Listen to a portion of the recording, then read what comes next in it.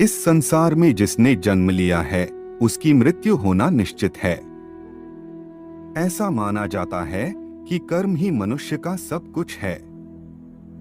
कर्मों से ही भाग्य की उत्पत्ति होती है, इसलिए जिस व्यक्ति ने जैसे कर्म किए होंगे उसके आधार पर ही उसे अगला जन्म मिलता है।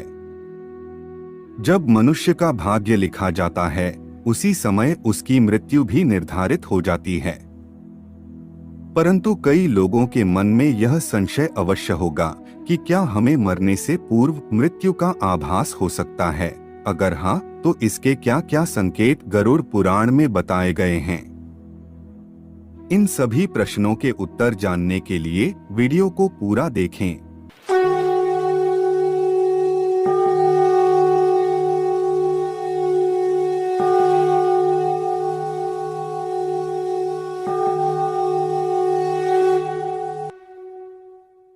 मृत्यु एक ऐसा विषय है जिसके बारे में जानने की हर मनुष्य जिज्ञासा रखता है।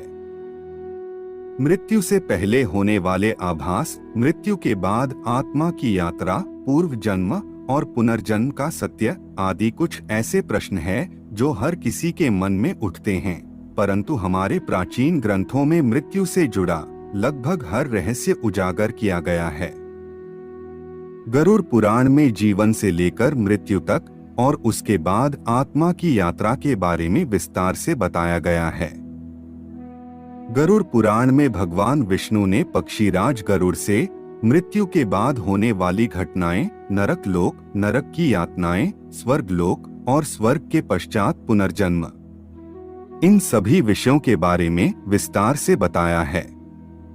इस संसार में जन्मा हर जीव जीवन और मृत्यु के चक्र में फंसा हुआ है।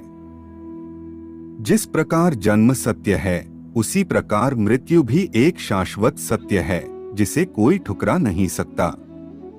इसीलिए मृत्यु पर विजय पाना असंभव है। ईश्वर की इच्छा के बिना कोई भी व्यक्ति अपनी आयु से एक क्षण भी अधिक जीवित नहीं रह सकता। हर व्यक्ति जीवन के इस कटु सत्य को जानता है, परंतु फिर भी वह मृत्यु को लेकर भयभीत रहता है। गरुड़ पुराण में मृत्यु के ऐसे संकेतों के बारे में बताया गया है कि जिन्हें हम जान लें तो पहले ही हम पता लगा सकते हैं कि हमारा मृत्यु का समय अब निकट आ चुका है। अगर हम गरुड़ पुराण के प्रेतकल्प अध्याय में जाएं, तो गरुड़ जी भगवान विष्णु से कहते हैं कि हे प्रभु, मृत्यु से पहले दिखने वाले संकेत और मृत्यु आने पर उस व्यक्ति की क्या परिस्थिति होती है और उस समय उसके साथ क्या क्या घटित होता है, कृपया करके आप यह सब मुझे बताएं। हे पक्षीराज गरुड़, आपके द्वारा पूछे गए यह प्रश्न लोकहित के लिए बहुत लाभकारी है। जब किसी व्यक्ति की मृत्यु आ जाती है उससे पहले उस व्यक्ति के शरीर में कोई न कोई रोग उत्पन्न हो जाता है। इंद्रियां काम छोड़ देती हैं और शरीर ढीला पड़ने लगता है। हे खगेश, उस समय प्राणी को करोड़ों बिच्छुओं के काटने जितनी पीड़ा होती है। उसके बाद ही उस व्यक्ति में चेतनता समाप्त होकर जड़ता आ जाती है। तदंतर यमदूत उसके समीप आकर खड़े हो जाते हैं और उसके प्राणों को अपनी ओर खींचना शुरू कर देते हैं। उस समय प्राण कंठ में आ जाते हैं। मृत्यु के पूर्व मृतक का रूप गंदा हो जाता है। वह फेन उगलने लगता है और उसका मुंह लार से भर जाता है। जो लोग अज्ञान तथा भ्रमित करने का उपदेश देते हैं वे मृत्यु के समय महा अंधकार में फंस जाते हैं। जो झूठी गवाही देने वाले, असत्यभाषी, विश्वासघाती और वेदों की निंदा करते हैं वे अति कष्टदायी मृत्यु को प्राप्त होते हैं। उनको ले जाने के लिए लाठी एवं मुद्गर से युक्त, दुर्गंध से भरपूर एवं भयभीत करने वाले दुरात्मा यमदूत आते हैं। ऐसी भयंकर परिस्थिति देखकर प्राणी के शरीर में भयवश कंपन होने लगता है।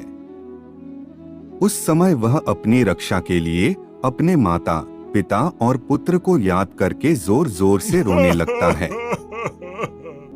उसकी सांस बढ़ जाती है और मुंह सूखने लगता है। उसके बाद वेदना से आविष्ट होकर वह अपने शरीर का परित्याग करता है और उसके बाद वह सबके लिए घृणा योग्य हो जाता है। यमदूत उस जीवात्मा को इस प्रकार यमलोक की ओर ले जाते हैं जैसे किसी अपराधी को राजा के सामने ले जाया जाता है। मनुष्य को अपनी मृत्यु से घबराना नहीं चाहिए, क्योंकि मृत्यु एक ऐसा सत्य है जिसे आज तक परमात्मा के अतिरिक्त कोई नहीं टाल पाया। इसी के साथ आज की हमारी प्रस्तुति यहीं समाप्त होती है।